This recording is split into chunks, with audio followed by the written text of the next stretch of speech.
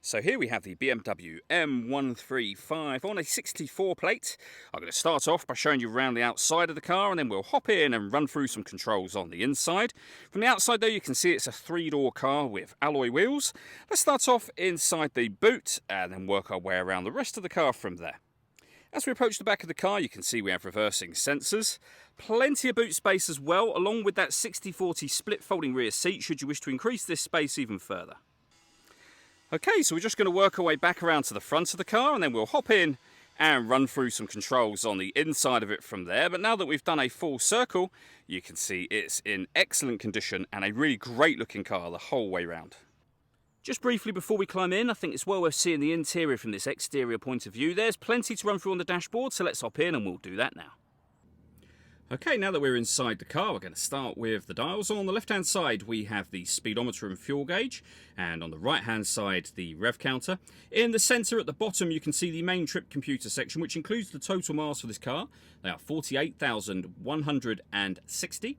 You can change the information displayed above that by pressing a button on the end of the indicator stalk for various bits of trip computer and fuel economy information.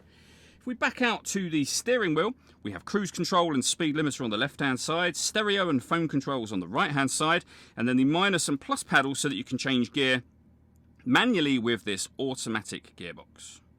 Over in the centre, we then have the main screen for the car. So you can see we have the ability to be able to pair our phone, of course, from here.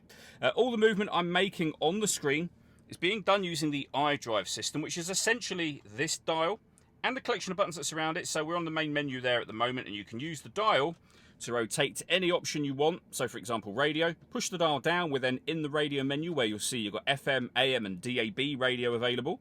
We can come back to the main menu. If you want to listen to your own music, it's under the multimedia heading where we've got a CD player. But we also have external devices we can plug in or connect. So we've got USB input, Bluetooth audio and auxiliary input as well. So loads of ways to listen to your music in this car. Working our way down, we have deadlocks to lock the car doors from the outside.